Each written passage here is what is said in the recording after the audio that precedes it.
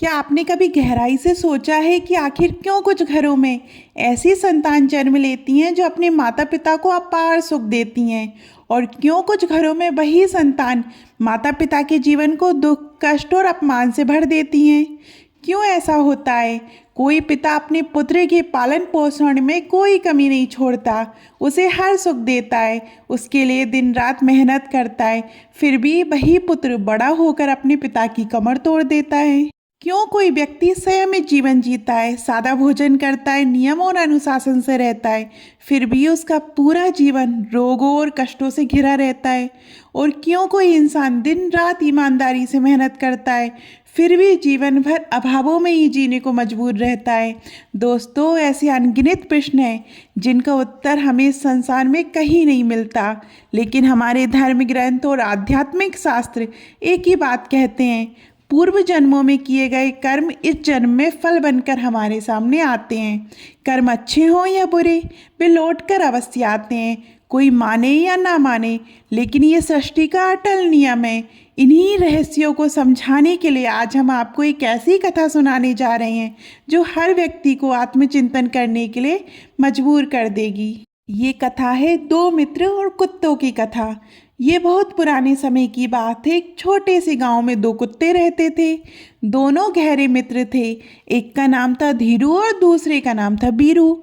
वे हमेशा साथ रहते, साथ खेलते और साथ खाते, और रात को एक ही जगह सोते। एक दिन दोनों गांव के बाहर बैठकर विश्राम कर रहे थे। तभी धीरू गहरी सांस लेकर बोला, मित्र बीरू, कभी कभी मन बहुत दुखी हो जाता है। सोचता हूँ आखिर हमने कौन से ऐसे पाप किए थे कि हमें जन्म में कुत्ते की योनि मिली। सुबह से शाम तक भटकते हैं, तब कहीं जाकर दो कोर नसीब होते हैं, और कई बार तो रोटी मिलना तो दूर, डंडे खाकर भगा दिए जाते हैं। बीरू ने भारी स्वर में कहा, तुम ठीक कहते हो मित्र, ना बैठने की जगह ना आराम करने की। जहाँ थोड़ी देर बैठो कोई आकर डंडा मार देता है। सच कहूँ तो अब ये जीवन बोझ लगने लगा है।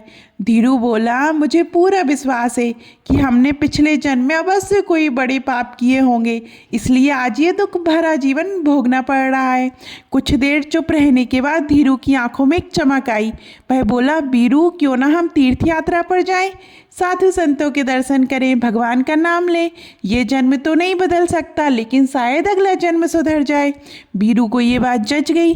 दोनों ने वही निश्चय कर लिया कि वे तीर्थ यात्रा पर निकलेंगे। अगली सुबह दोनों यात्रा पर निकल पड़े। रास्ता उन्हें नहीं पता था, लेकिन विश्वास था रास्ता अपने आप मिल जाएगा। दिन भर चलते चलते रात हो गई। एक बड़े पेड़ के नीचे दोनों थककर सो गए। सुबह फिर यात्रा शुरू हुई। दोपहर होते होते भूख से बुरा हाल हो गया। बीरू बोला, मित्र, सामने एक गांव दिख रहा है, चलो पहले वहां आराम करते हैं, फिर भोजन का कोई उपाय करेंगे। वे पेड़ के नीचे बैठे ही थे कि कुछ चूहे भागते हुए दिखे। बीरू के मुंह में पानी आ गया। वह बोला, धीरू, अगर दो चार चूहे पकड़ ले तो भूख मिट जाएगी। धीरू ने गंभीर स्वर में कहा, नहीं मित्र, तीर्थ यात्रा में किसी जीव की हत्या पाप है।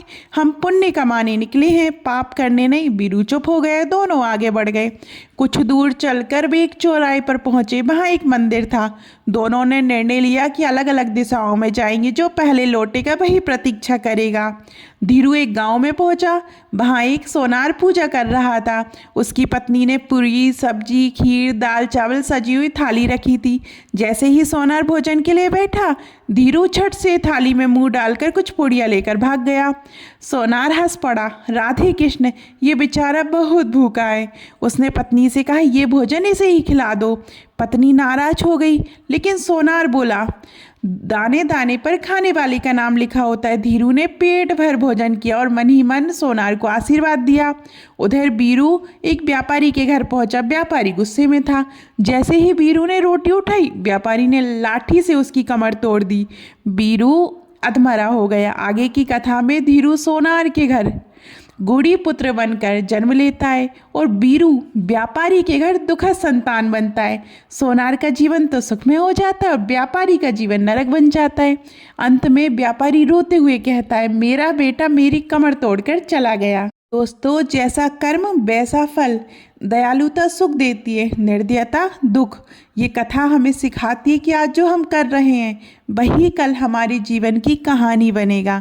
तो आपको ये कहानी कैसी लगी कमेंट में ज़रूर बताइएगा। और अभी तक आपने हमारे चैनल परंपरा और प्रतीक्षा को सब्सक्राइब नहीं किया और हमें फेसबुक इंस्टाग्राम पे फॉलो नहीं किया है तो जल्दी कीजिए। धन्यवाद।